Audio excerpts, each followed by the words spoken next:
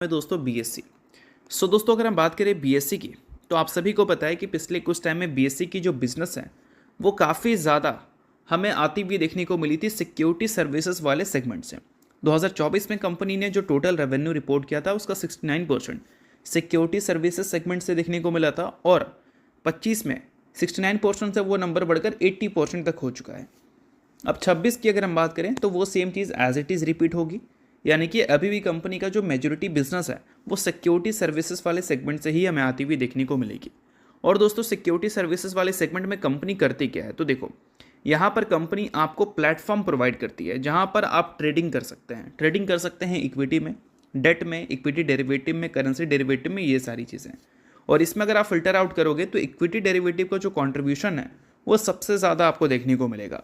और अभी equity derivative का जो डेटा है अक्टूबर के महीने का वो रिपोर्ट हुआ है और कैश का जो टर्नओवर का डेटा है वो भी रिपोर्ट हुआ है। अब डेटा में देखोगे तो ये साफ साफ आपको देखने को मिलेगा कि अगर हम बात करें कैश के बारे में तो मंथ ऑन मंथ बेसिस पे इसका जो टर्नओवर है वो हमें 4% से गिरता हुआ नजर आया है।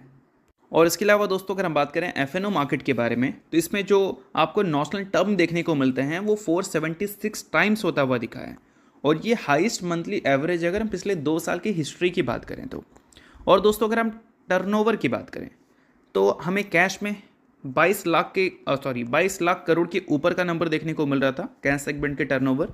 और वही एफएनओ का देखोगे तो 10,632 लाख करोड़ का नंबर आपको देखने को मिल रहा है, जो कि वन ईयर हाई पे आपको देखने को मिली है। और वही सितंबर से कंपैरिजन करोगे तो वहाँ पर अभी भी थोड़ी सी गिरावट देखने को मिलेगी, बट हो सकता है कि अगले महीने जो आपको डेटा देखने को मिले एफएनओ टर्नओवर का, वो टर्नओवर अब तक का बेस्ट टर्नओवर हो किसी भी पर्टिकुलर महीने में।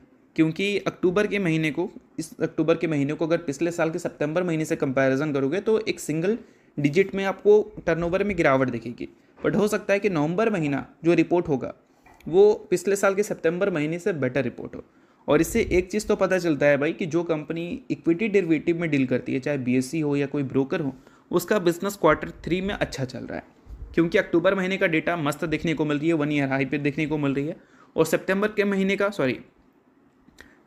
महीने की बात करें तो वो भी अच्छा दिखा था। अक्टूबर नवंबर अगर दोनों अच्छा दिखता है तो दिसंबर अच्छा आने की वेट की जाएगी और वो भी अच्छा आता है तो बीएससी जैसी कंपनीज Q3 काफ़ी ज़बरदस्त रिपोर्ट कर सकती है। तो इस चीज़ को आप ध्यान में रखना है। तो इन सारी चीज़ों की वजह से कंपनी के जो ट्रांजैक्शन चार्जेस हैं जिससे कंपनी का मेन सोर्स ऑफ रेवेन्यू आता है, वो सारी चीज़ें इंक्रीज़ हो जाएंगी, जिससे अल्टीमेटली रेवेन्यू एंड प्रॉफिट दोनों में इंपैक्ट आएगा और दोनों ग्रो होगा। तो इस चीज़ को ध्यान में रखना है, बट चीज़ें सिर्फ एजुकेशन पर्पज़ के लिए कोई रिकमेंडेशन मैं आपको नहीं दे रहा हूँ।